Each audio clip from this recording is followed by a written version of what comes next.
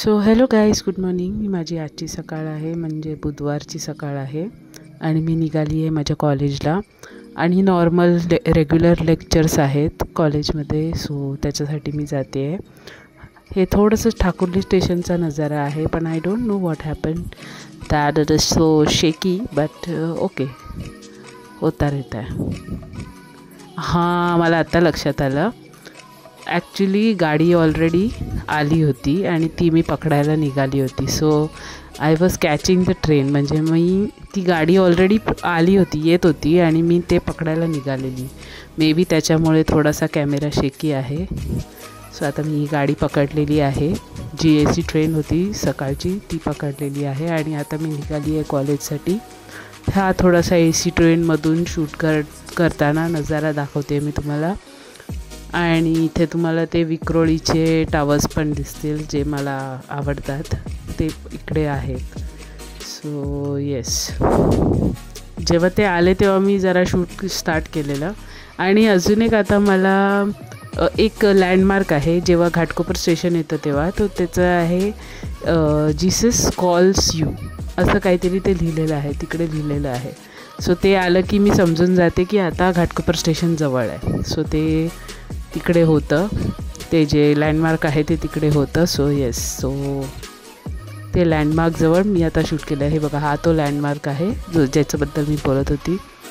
आणि तो गेला की मला समजतं की आता आपलं घाटकोपर स्टेशन जवळ येणार आहे. सो येस, आणि त्यानंतर आज मी असंच ट्रॅव्हलिंग आज भरपूर होती. ट्रॅव्हलिंग म्हणजे रेग्युलरच होती, पण आज जरा झाली होती व्यवस्थित.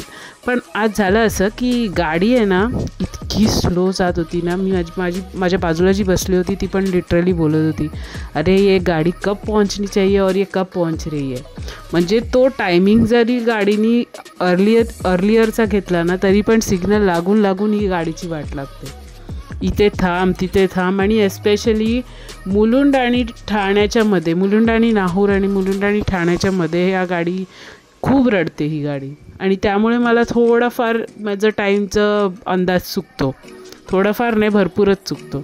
मग मी एकदा तो म्हणजे माझा टाईम गेला ना, मला माहिती आहे मी इथे पोचणार नाही आहे टायमावर. सो तो एकदा माझा टाईम गेला ना की मी समजून जाते, बाई आता उशीर होणार आहे, मग आता चला आरामशीर होऊ द्या. पळून काही उपयोग नाही, पळून तर आपल्याला मिळणार नाही. सो मी जाते माझी. आणि आज आमच्या एक मॅमचा बड्डे होता. आमचे जे कोऑर्डिनेटर मॅम आहेत त्यांचा बड्डे होता. सो त्यांचा बड्डे सेलिब्रेट करायला ही सगळी मुलं आली होती. ते मॅमसाठी केक घेऊन आली होती. सो तो केक कापला होता. आणि माझ्या सगळ्या कलिग्स आहेत त्या मी क्लॅप करतो आहे. आणि यासुद्धा आमच्या कॉलिगस आहेत, मॅम आहेत. आणि आमची मॅम आहे, जी प्रिन्सिपल मॅम आहे. आणि या दोघी खूप चांगल्या मैत्रिणी आहेत. सो येस, ते एकमेकांना भरवत आहेत, एन्जॉय करत आहेत. सो आज वातावरण थोडं हलकं फुलकं होतं. भलेही आम्हाला 2-3 लेक्चर होते, पण त्याच्यामध्ये सुद्धा जर असं काही सेलिब्रेशन असतं तर खूप बरं वाटतं. सो एकंदरीत आज थोडं हलकं फुलकं वातावरण होतं सेलिब्रेशनमुळे. सो खूप मजा आली. आणि येस, सो एन्जॉय करत आहेत सगळे, एकमेकांना केक भरवत आहेत. आणि आमचं असं असतं की जेव्हा पण कोणाचा बड्डे असतो, कोणी केक वगैरे आणतं, तर आम्ही शेअर करतो. त्यांनी पण आम्हाला बोलवलं, जेव्हा केक कापायला मुलं आली तेव्हा त्यांनी आम्हाला बोलवलं. आम्ही ॲक्च्युली टिफिन खात होतो, पण त्यांनी सांगितलं, आय एम सॉरी की मी तुम्हाला डिस्टर्ब करते, पण तुम्ही या. सो बरं वाटलं मला की त्यांनी हक्काने बोलवलं आणि आम्ही तिथे केक खायला गेलो. So yes, that is how it is. आणि खूप वर्षाचं आहे. सो 7 वर्ष झाली मी इथे काम करते. सो सगळ्यांची बरोबर राहणं, मिसळून राहणं, खाणं पिणं व्यवस्थित, ठीक आहे. कुरबुरी होतात, गोष्टी होतात, बट या मस्ती पण तेवढीच. सो इथे मी निघाली आहे माझ्या घराकडे जाण्यासाठी. आणि मी ओरल्सबद्दल सांगत होती. सो ओरल्समध्ये मुलं लेट येतात, उशिरा येऊन कधी पण त्यांना वाटेल तेव्हा येतात, किंवा खरोखर काही जेन्युइन रिझन असेल तर कन्सिडर केलं जाऊ शकतं. पण जी मुलं जेन्युइन नाही आहेत, ज्यांचं रिझन्स जेन्युइन नाही आहे, त्यांच्यासाठी मी काही बोलू शकत नाही. Because if you take this for granted, the free marks that you are getting from us, if you take that for granted, how are you going to be sincere towards your life. म्हणजे आता तर आम्ही marks देतो कारण आम्हाला माहिती आहे मुलं आहेत, त्यांचं काहीतरी जेन्युइन इश्यू आहे. पण बाकीचं कसं होणार तुमचं? आज आम्ही ढकलू तुम्हाला, बट पुढे काय होणार? जर ह्या प्रकारचं हे लोकांचं ॲटिट्यूड राहिला पुढे लाईफमध्ये सुद्धा, तर काही खरं नाही बस. कारण असा ॲटिट्यूड लाईफमध्ये चालत नाही. तुम्ही या, आम्ही देतो, बिंदास असतात मुलं, म्हणजे आमच्या जीवावर. यांचे मार्क आमच्या जीवावर सगळे.